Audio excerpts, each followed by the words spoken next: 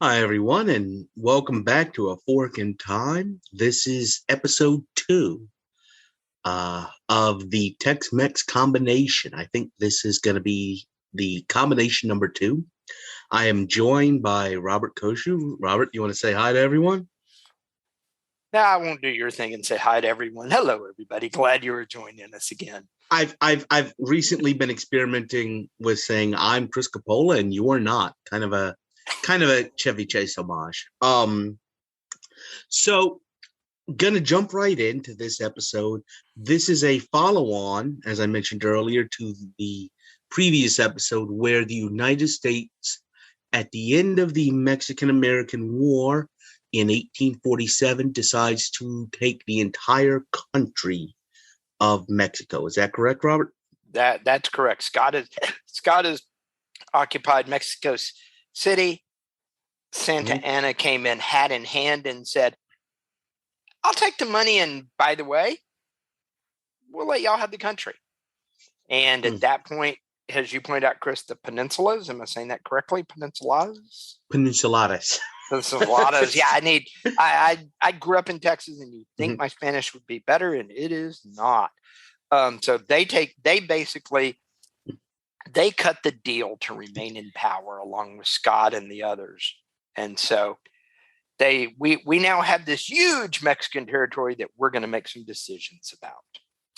So going forward from there, the first thing that happened in our timeline, which we talked about and think would probably happen, is the Zachary Taylor presidency of 1848, correct? Correct.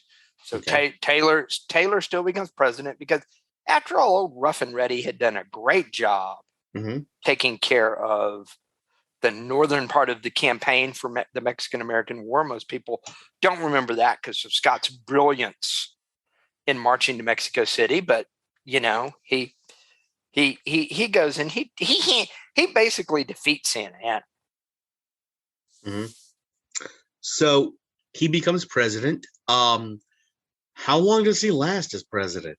6 years. He is elected in 1848 and dies in 50. Is that correct? Oh, sorry, 2 years. 2 years. Yes. Yeah. I'm thinking an 8-year term, but no, 2 years. 2 years. He goes and eats a bunch of bad cherries and milk and catches something and dies.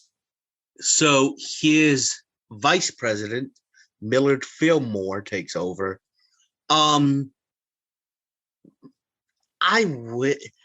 If anybody out there has any forks related to Millard Fillmore, please let us know. He's kind of one of those people who, I'm pretty sure he was president, but nobody knows anything else about. He's not really an entity. I was just going to say, I think we've just said as much as most historians say on Millard Fillmore with that one sentence. So going back, let's talk about the other important event of 1850, which was, in our timeline, the admission of California, right? Correct.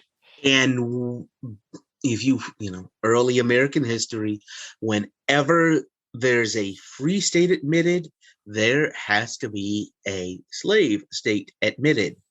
This was the first time that was broken because the United States really wanted to get California in because of the gold rush. Yep.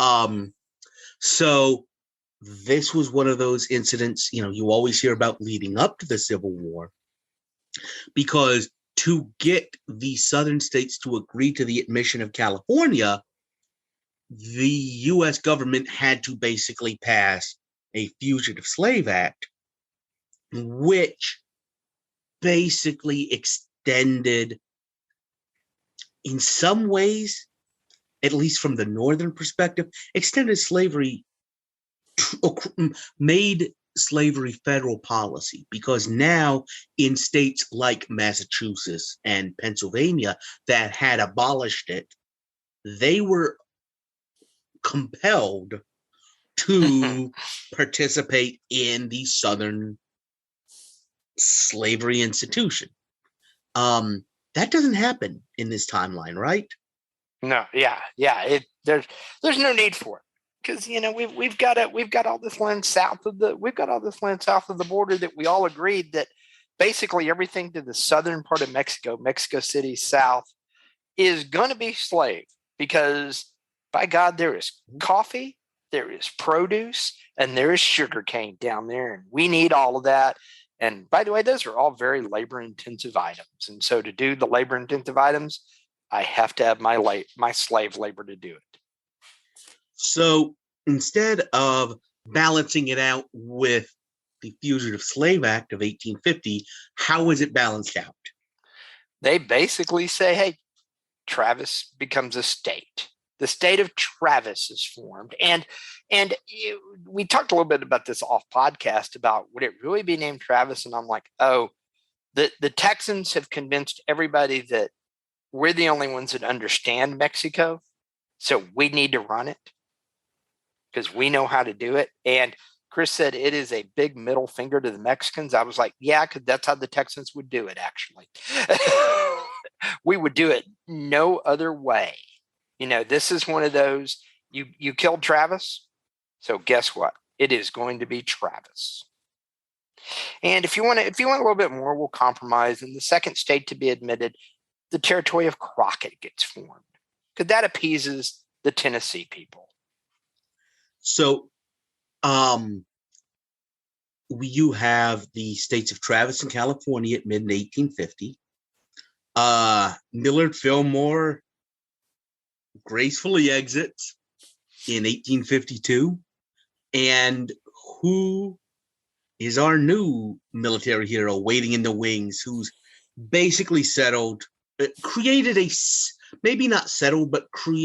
settlement in Mexico that he can now leave and return to the U.S. as a conquering hero and run for president as the grand old man of the army. Winfield Scott comes in, and how big a deal was Winfield Scott? The Army uniforms at West Point, the cadet uniforms, are the uniforms worn by his troops in the War of 1812. So he is even to this day. So he is even more revered than he was at the time. He actually was a candidate in the real world in 1852 and lost. But now we got this little thing that, oh yeah, we doubled the territory, made everybody happy, and conquered the hero. So guess what? Hey, he wins. Okay. He wins, and what happens after that? How are things going down in Travis? So Travis is not doing so well. So the Texans who are in charge decide that they need to have the Texas militia, the Travis territorial militia, really authorized. Well, there was a gentleman named William H. Wallace, or William A. Wallace, commonly referred to in the Texas Ranger lore as Bigfoot. Bigfoot was pretty famous. His brother and cousin had been killed at the Goliad massacre. He basically comes to Texas at that point to say, I'm going to take pay out of the Mexicans for killing my brother. Participates in several battles during the Texas Republic era, including Salado Creek, the Hondo River, and the Muir Expedition. Texas decides to do a little small invasion of the northern part of Mexico, hoping to take it over at that point. It fails pretty miserably, but Santa Anna, who's back in charge somehow, Santa Anna, if you ever want to know anything about Santa Anna had more lives than a cat. He would always come back. So Santa Anna comes in and says, that done. They needed to draw beans. You need to kill 1 out of every 10 of them. They draw a bunch of beans out. If you draw a black bean, you get killed. You draw a white bean, you live. White bean gets drawn by Wallace. He gets marched down to Mexico City. The end of that, he joins up. He actually plays along with Scott and goes from Veracruz to Mexico City during the way. He fights off the Mexican guerrillas along the way. Of course, that colors him even more as far as what they are. While the Rangers are in Mexico, one of their number gets ambushed and killed one night, probably after he was out drinking more than he should have. The Texas Rangers, the next night, the Army starts rounding up dead Mexican bodies, somewhere around 150 of them, all of them killed by a ranger, very distinctive because the Rangers were the only ones shooting 5 revolver Colts at that moment. And so bullets were it made a distinctive hole. And so at that point, Wallace participated in that. Rumor has it he was a incredibly active participant. Remember, he wanted to take the payout. So he managed to make it. And so from Wallace's standpoint, the only good Mexican is a dead Mexican. Sam Houston is now the governor of Texas, the state of Texas. Sam decides he has no use for any of these crazy firebrands that were part of that part of Texas. So, of course, what does he do with all of them in good days? They all get sent down to Mexico to run Mexico.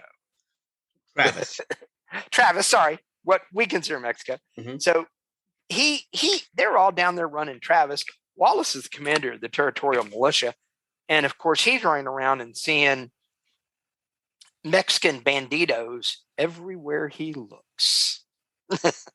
And at the same time, you do have what we described in the last episode as kind of a Peninsulares Criollo upper crust that is collaborating and is working with the Americans and is acting as kind of middlemen to try and work between the local population and the United States. And one of these people we're talking about now is a man named Jesus de Cardenas, who was actually the president of the Republic of Rio Grande. And that's a really interesting topic because that was another wannabe Texas almost. Oh, definitely. It was a republic that at the time that Santa Anna in Mexico City starts trying to centralize power, northern Mexico isn't on board with this. And Texas is successful in breaking away. The Republic of the Rio Grande isn't, but it wasn't for a lack of trying. So he's one of these people that we talked about that would be a wealthy, on board with the United States, a participant, mm-hmm. but still working with the local population. Oh, definitely. The only problem is that Wallace doesn't see a difference between the Mexican peasants and the upper crust who's trying to negotiate. In his view, there's only one Mexican, and the only good one is the ones that are dead. So you have this ongoing back and forth between the leadership of the Travis State Militia, Texans, and the civil administration in the state of Travis, which is a little more interested in hearts and minds. And as we talked about, what is the Texas idea of winning somebody's hearts and minds? One in the head, one in the heart. So Scott basically tries to keep the country together. Even in our timeline, although a Virginian, he did not go with his state. As president, he's trying to negotiate between these two forces because he sees we can't just absorb the entire territory of Mexico without some local help. But at the same time, so Scott is trying to keep these two people from killing each other. He succeeds for a time, but after he wins re-election, he no longer succeeds. So go ahead and talk about what we think happens. Wallace basically gets fed up. He's tired. He's been running around killing peasants. Nothing is changing. They're still, according to him, raiding, robbing, doing things they aren't supposed to do. Mm-hmm. There was a huge segment of the Mexican population at that time who flat out refused to accept the fact that Texas was lost much less now the entire country was lost. And so he's tired. And how he views it is he views De Cardenas as basically, he's probably their leader in secret. He's double dealing because after all, what were all the other rulers in Mexico known for? Santa Anna in particular, double dealing. So Wallace captures in early 1857, late 1856, after the election, but somewhere in that time frame, Wallace captures and just assassinates De Cardenas. He's like, I'm done. We're going to end this. And that kind of messes up all of Scott's plans, doesn't it? Oh, now he's got a problem because now a territorial militia commander has killed. Not sure if he would have been, De Cardenas would have been the governor, or maybe someone else would have been the governor of the state. But De Cardenas was really in charge. There was a public face from the American side, but let's be real, De Cardenas was running it.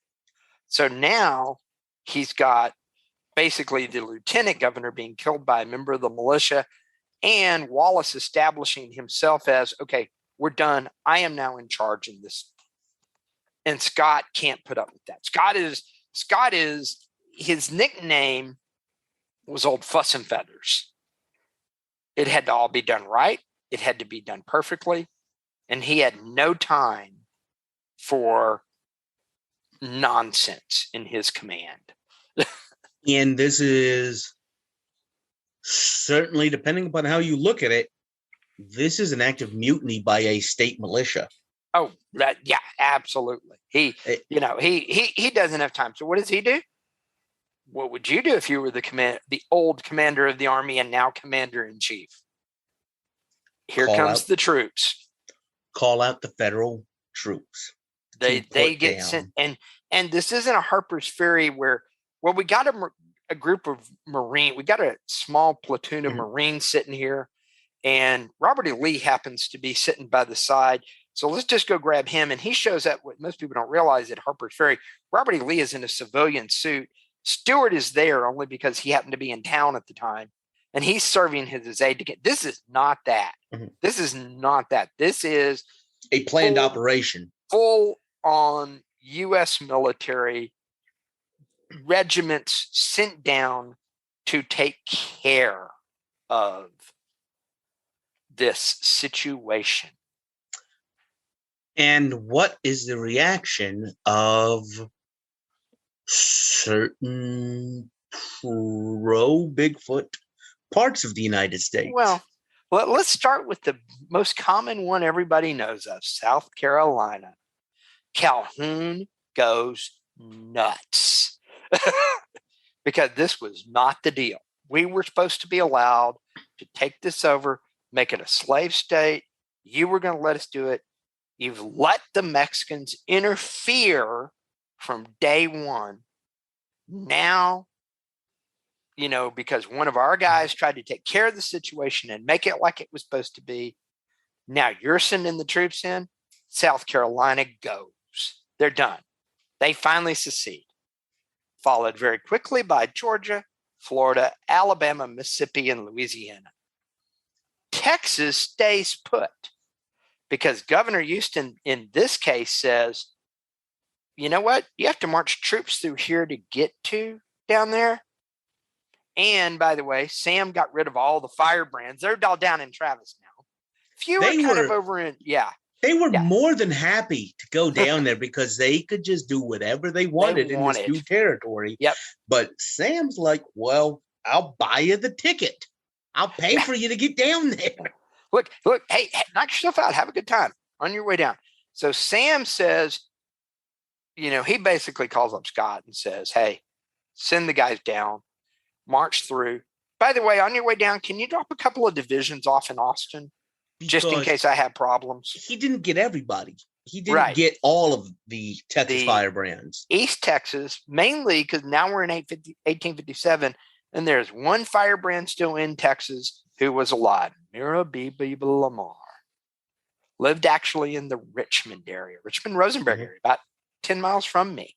Mhm. And he actually looks at everybody and says, Sam is crazy. These are our states. Travis was from Alabama. Crockett was from Tennessee. A lot of the eastern part of Texas are from Louisiana. Alabama, one of the big units that was in the Alamo was the New Orleans Grays. Mhm. And so these are our people. They have decided to do the right thing finally. So he forms a secessionist government over in East Texas, to kind of, and they supply a few troops. Claims to be the legitimate government of Texas. We're the government, not Sam in Austin, but us. Sam's only there because Scott dropped a bunch of troops off in Austin to take care of it. That's the only states that become Confederate, by the way, in our scenario. Virginia stays put, North Carolina stays put, Arkansas stays put because Arkansas don't want no part of this. Tennessee, Kentucky, all those states stay put. Because this isn't. We talked about this. This is so much more of a flagrant issue. This isn't. There's arguments on either side about one way. This is rebellion that needs to be dealt with. And Scott frames it that way. But part of the argument with secession in our timeline is it's an argument of states' rights. Do the states have the right to determine what happens within our states regarding slavery? Slavery is wrong and evil, but that is the core of the argument they use. In this timeline, it's you guys are seceding to support a guy who basically overthrew a state government. This gets back to kind of that more almost like John Locke, Rousseau argument on the monopoly on the use of force. Yes. Well, it's similar to the Whiskey Rebellion.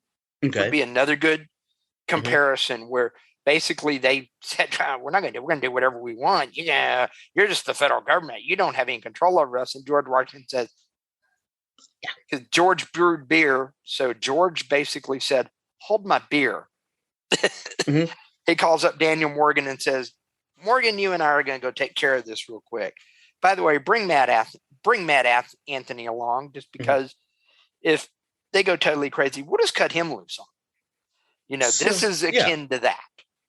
So we have we have an earlier Civil War and we have a distinctly different one. A couple of the major players are shifted around. So for example, do you want to talk about Scott in our timeline and his importance? Yes. And our timeline, what Scott did, Scott has, Chris mentioned, he never formulated. Scott came up with the plan.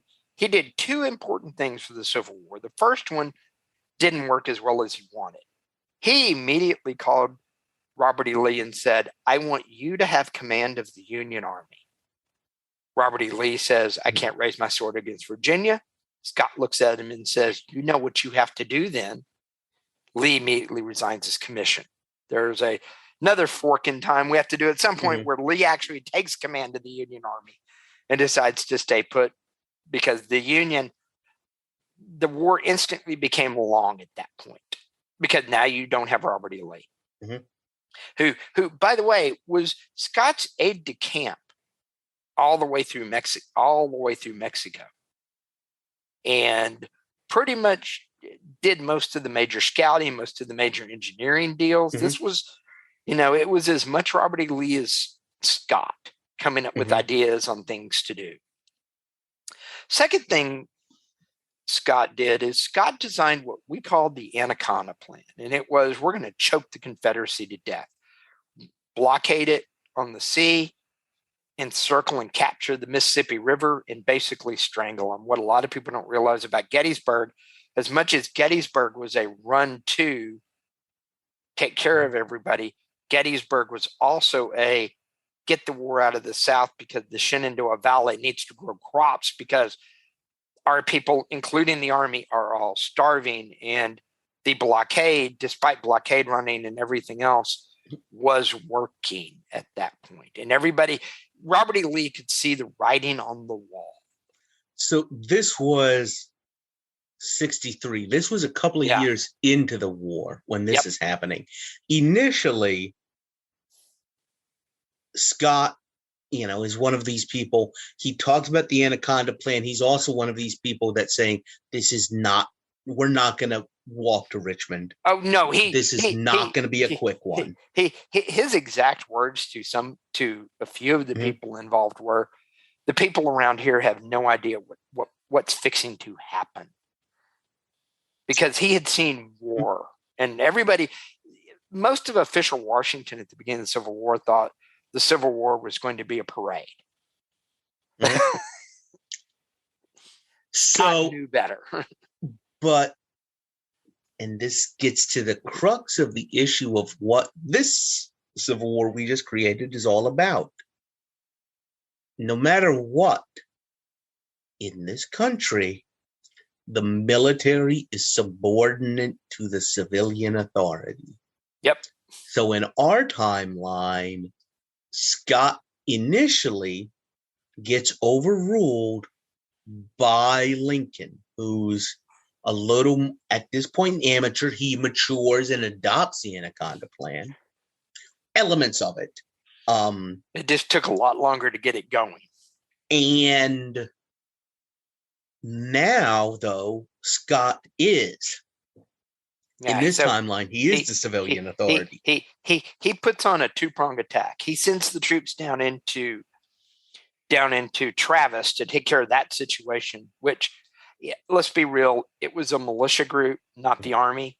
And as good as I would like to brag as our Texas Rangers are, it's just like the Alamo. At sheer force of numbers, force of numbers, you lose. and reference I want a count of how many times I referenced this movie, Dr. Strangelove. I'm sure your base defense forces are very good, but my boys can brush them aside without too much problem. Yeah. Right. Yeah. I mean, it's the Alamo. Mm-hmm. You can say 10 Texans are as good as 100 Mexicans, but if you've got 5 Texans and 600 Mexicans, you're still going to lose. And the entire United States Army. Yeah. An organized military force. The Texans may have had their 5-shot revolvers. They don't have artillery. But by then everybody had the 5 shots. Mm-hmm. They had adopted them. So by then, now it's over. Now you've got a problem. And so that's a quick campaign. Okay. But now we have another problem, because now we have Louisiana, Mississippi, Alabama, Florida, Georgia, and South Carolina who are brandishing their stuff and saying, no, we are now we'll still call them the Confederate States of America. Capital is Mobile, by the way, where it originally started. Okay. But we are. I'd say Montgomery. Yeah, it's a little safer. Yeah, well, Montgomery Montgomery. So that's right, because it was originally Montgomery, not Mobile. I've been through Mobile too many times, and we've been to Montgomery once. They're in Montgomery. But Scott says this is Anaconda time. So the first thing that happens, first major battle after the whole, we're going to go take care of because Scott also realizes I may not have enough troops to take care of Travis and this at the same time. So let me throw the Navy. Mm-hmm. The Navy goes ahead and does the blockading, takes control of the Mississippi. Mm-hmm. But the first major battle where we start capturing things is New Orleans. And it is just a wash. Because the South loses one important thing in all of this. There is one state that does not secede, that secedes in the original timeline that plays into this. And which North state Carolina. Is that? Not the second one, Chris, the other one. Not your home state. Virginia. Yeah. And all of the talent pool. Uh-huh. So, most importantly, who stays put? Scott's favorite son. Lee, who would be put in charge of what we agreed and discussed would be the very likely overland campaign, the campaign of the United States Army against the Confederacy, which would be what? It starts off, we go down because, by the way, remember, Tennessee is not seceded. So it's Union at this point. Gosh darn, Chattanooga's in a great place. So Lee sets up headquarters in Chattanooga, brings all his people together. He looks at it and says, and he takes a look at Stuart, the cavalry boy, and Thomas Stonewall Jackson. And he says, boys, Atlanta looks nice. You can't look at a map and not see it. If you cut right there, Atlanta and down to Savannah, you now have 3 different confederacies. You've got South Carolina, Georgia. Georgia's cut in half. You've got Florida, which we say Florida. What does Florida mean at this point? Florida is swamp. Yeah. There's very little in Florida outside of St. Augustine and a couple of forts in the Keys. Other half of Georgia, Alabama, Mississippi. And then on the other side of it, you've got the rest of Louisiana and whatever rump government of Texas. Which, by the way, that section of Louisiana and Texas, that's all pretty much swamp except for the wooded areas around Texas. And Sam is an old warrior like Scott. Sam's not going to have time to mess with that. Because guess who else stayed home? Because he was a good friend. Albert Sidney Johnston. Sam takes Albert Sidney. He comes in, takes care of the Travis group, and then he turns Albert Sidney Johnston loose on the rump government. Albert Sidney Johnston's plantation, well, it was more of a ranch than a plantation, China Grove, it was in Brazoria County, which would have been slightly southeast of where Lamar set up his government in the Fort Bend County area where he lived. And so they cut Johnston off from his plantation. I'm reminded of kind of what happens to Arlington. That strikes me right now as something. Yeah. And Johnston was another one of those old Army guys. Johnston is one of the only people in the history of the world. He was a general, like 4-star, or what was considered 4-star at the time, because we didn't get 3 stars that often. But the only person that served as general in 3 armies. He was Army General-in-Chief of the Republic of Texas Army. He was a major general. He commanded the Department of California, actually, at the start of the Civil War. Our Civil War. Yeah, the original Civil War. And he also was a major general in the Confederate Army, commanded the Department of the Mississippi Army, and was killed at Shiloh. So Johnston don't have time for this. He goes and he just destroys them. And so that part of Texas is messed over. Johnston cuts across the Gulf Coast. Johnston does the mopping up that Lee's doing. And then in my mind, Lee, after he gets to Savannah, he marches to Montgomery. Johnston comes up from the Mobile area and they meet the 2 of them meet in Montgomery. Okay. And take out the Confederacy. So when 2 is this? years, no more than 1859. Okay. At the latest. I mean, they don't have time for this. Right. So it's 1859. The Civil War's ended. State governments of South Carolina, Georgia, Florida, Alabama, Mississippi, Louisiana are not state governments anymore. Or Travis, for that matter. Or Travis. So what shapes up with the election of 1860? Well, Lincoln is once again a candidate, because Lincoln, part of the reason Lincoln ended up being a one-term congressman, you alluded to it last time, Chris, Lincoln wanted to know exactly where the wet feet were in the Rio Grande at the start of the Mexican-American War. And he comes back and he says from the beginning, I said at the beginning, this was going to bring nothing but trouble on the country. The Whigs have been in power for 12 years, and look what happened. Mm-hmm. A much less bloody civil war, but still significant deaths, significant problems. We still ended up marching federal troops through parts of the Deep South to shut everything down. Mm-hmm. And they are now, by the way, those states are now all occupied by federal troops. Yes. So, yes. And there is no with malice towards none and charity for all Lincoln speech. This is Scott, who you guys mutinied.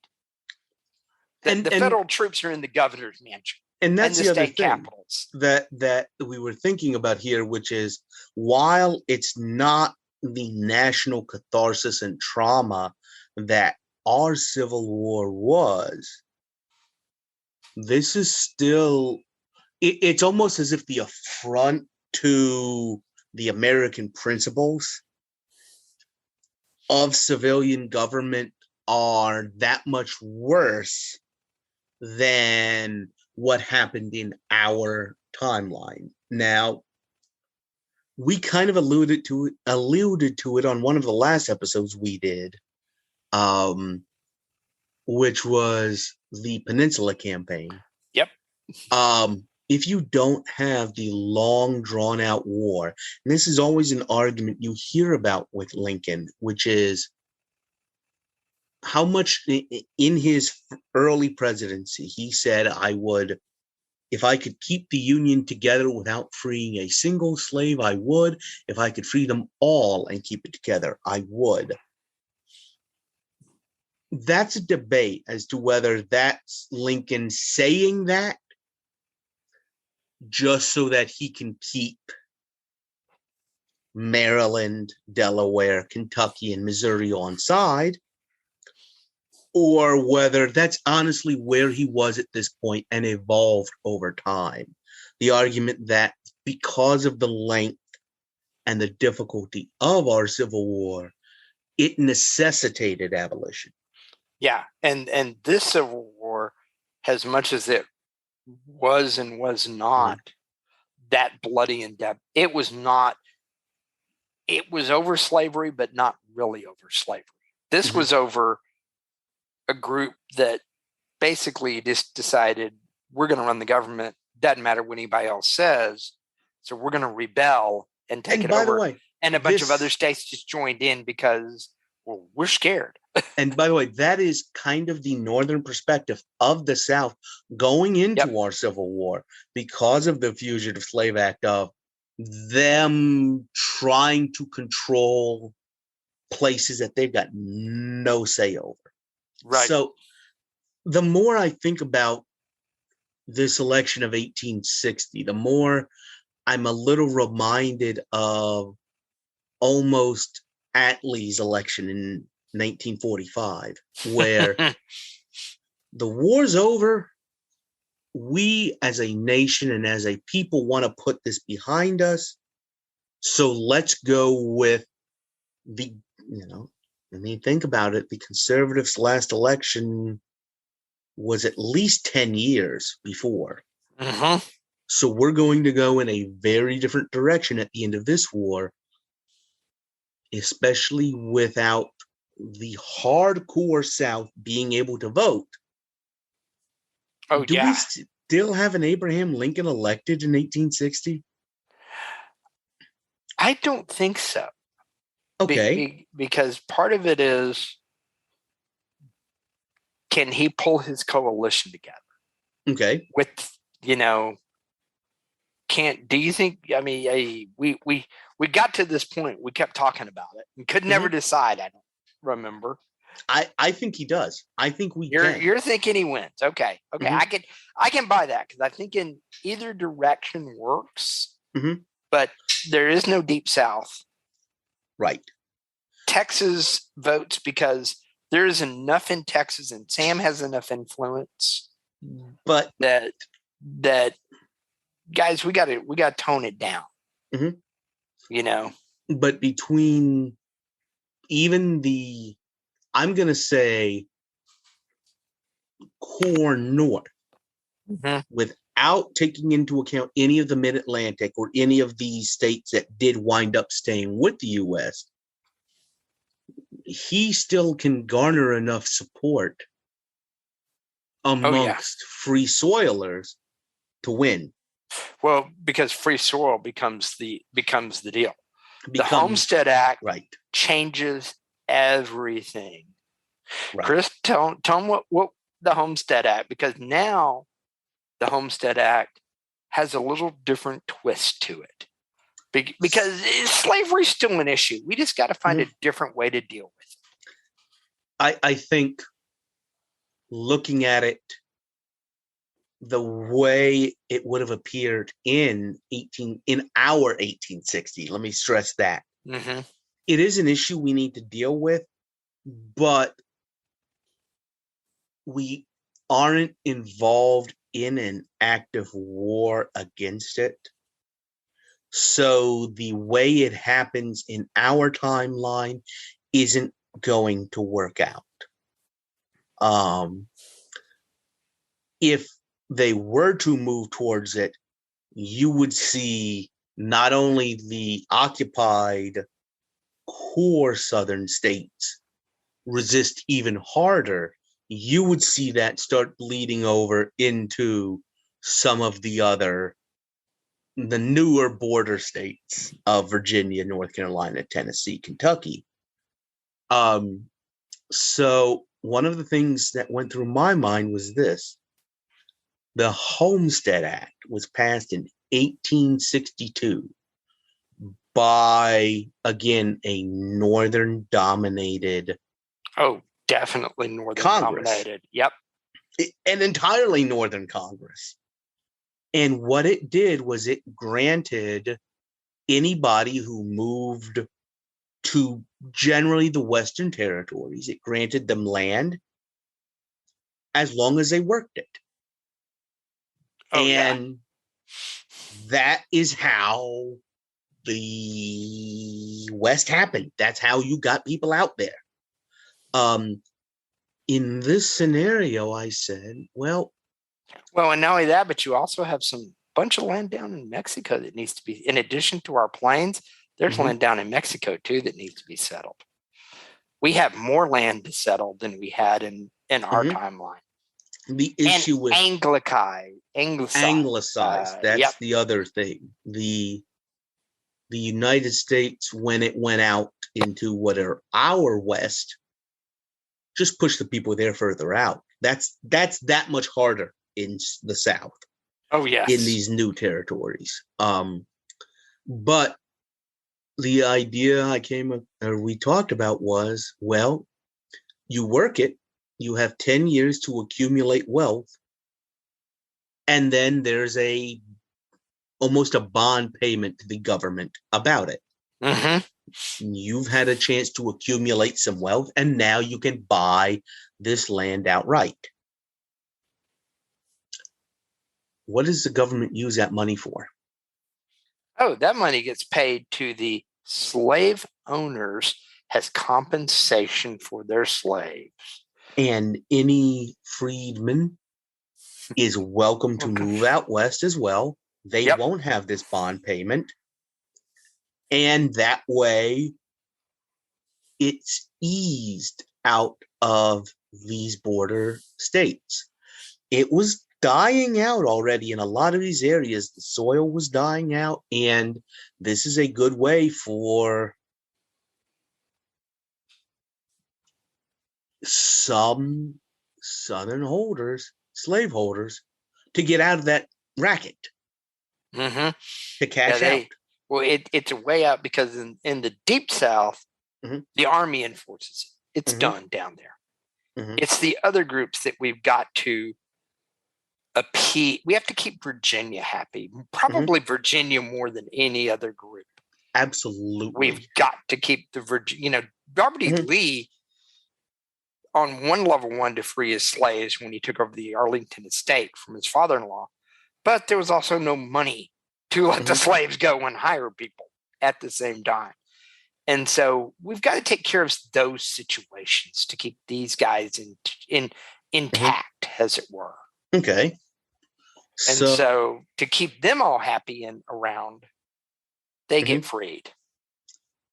So we're up to where we kind of stopped, but we're nowhere near the end of history. So what happens after that with the U.S. territories down in Mexico? Crockett stays formed. They eventually become states. But I think you and I talked about the one thing I think the offer of we're going to pay any slaves off doesn't apply down there. No. Because you guys started this. I honestly think it doesn't apply in any rebellion areas. Yeah. Yeah, I would Deep totally South agree included. with that. Yeah. Yeah, it's not there for sure. And so now we've let this piece go. Mexico forms, and Mexico becomes weirdly more important because Mexico has some oil to it in the future. So as an independent state or as a series of U.S. states? Series of U.S. states. Okay. I think we talked about where we would combine and what they would become. Didn't come up with names for any more except Travis and Crockett. But I do feel like the naming them after people at the Alamo is probably done, though. Oh, like at a certain point, you're going to run out of people that were at the Alamo to keep naming states after. You get those two. Everything else gets named something different. Okay. I honestly wouldn't be surprised if Travis gets renamed Cardenas. I could see that. Had they reestablish it. Because that appeases to the ruling Mexican class. Because I think that group, people know that we have to have them on board to really govern this. I mean, we're gonna anglicize it, but there's still a huge Mexican population down there. And it's not the Plains Indians where they're running around nomadic. The Plains Indians were nomads. They moved around. They didn't have established cities. The Mexicans have established cities and towns and all of that. So we have to get them on board. Columbus had cities bigger than London. Yeah. Oh, yeah. Yeah. Mexico City was huge at that point. Aztec, but yes. So definitely so. But those actually. Okay. Definitely. I think we end up with 5, maybe 6 states down there, maybe 8 total over time. But definitively more. Okay. Any other thoughts you have? I'd be interested to think in our timeline, one of the things that allows a Jim Crow to exist is because there was such a recalcitrant chunk of the South. Well, it's part of the way that existed because of also how Reconstruction was handled. It was heavy-handed. It was done. But then after a brief period of heavy-handedness, it was brought back and let go.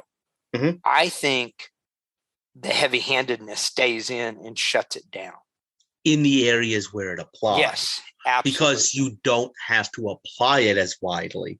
Correct.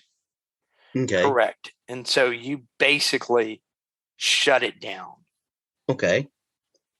You don't have time. So Jim Crow doesn't exist because I also think what you end up with the southern to northern migration.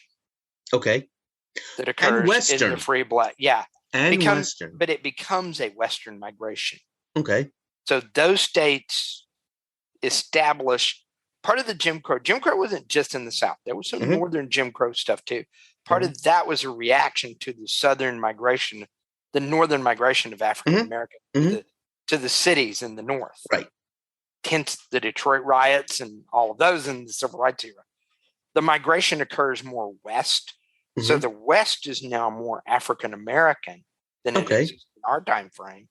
Mhm. And because that's there, Jim Crow never really happens Okay. to the extent it does. I think that Okay. sets up, which that then becomes totally different for how politics in the 1940s through today work.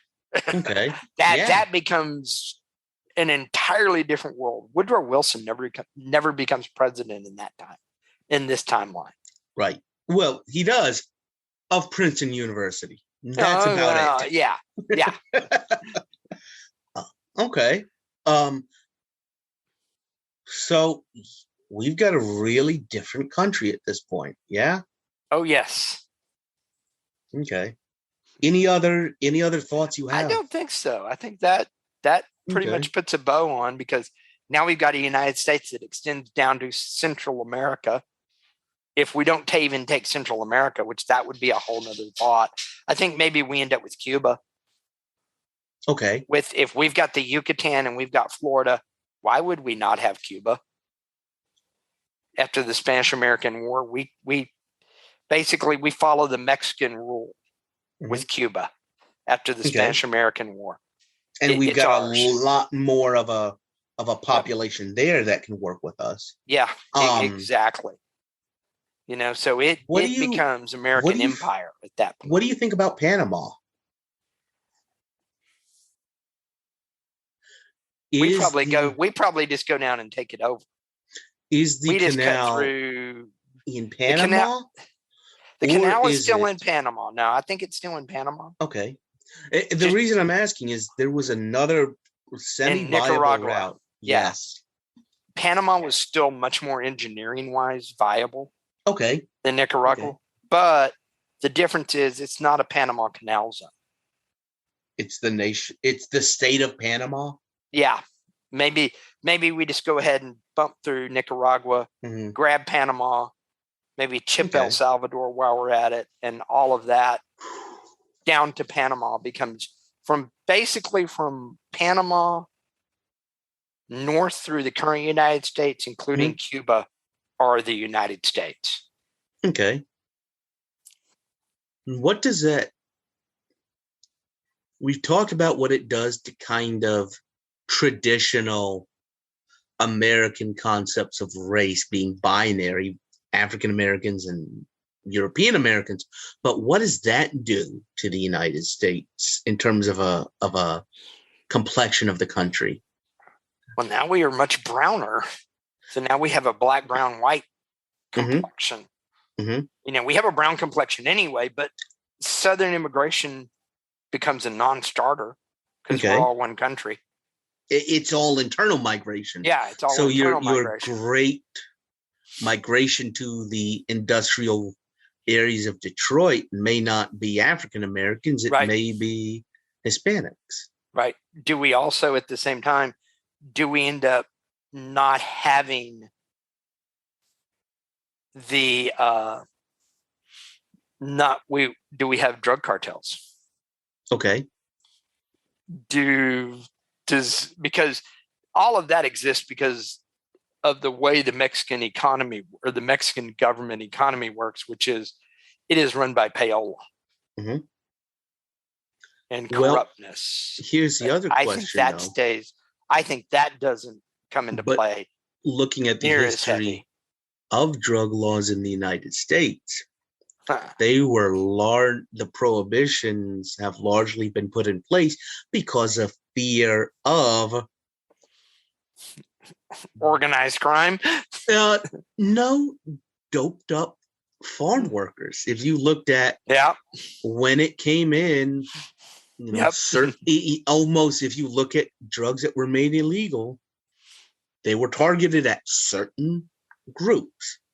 If those groups are much larger in this country, maybe much more geographically dispersed, and have full voting rights, maybe that's not even something. Not even an issue? Right. It could be that, you know what? Those are just marijuana is just another crop they grow. That is possible with this, because they're gonna change that entire change. That changes everything. Yeah. As we move through it, totally changes everything. Yeah. So I think we've got a really, really interesting fork here. Do you have any other? This is one of those forks that. How does that also affect world economics and world policy? Because now the U.S. is truly everything but Canada. Yeah. So the Cold War takes on a whole nother color because Cuba's not there. Now I've already messed with him. Well, it doesn't become Cuba. You don't have Nicaragua. But how anglicized are these states? I think they go along to get along. Okay. At that point, they adopt American ways. At that point, I'm not convinced. I think you have a very strong, assuming, and by the way, this is a huge assumption that everything else in the world works out the same way. Yeah. You've got first thing is, in the United States, you've got anti-imperialist tendencies that start coming out in the 1890s when we start taking Cuba and the Philippines. And then you've got at least a propagandistic anti-imperialism coming out of Russia. Go ask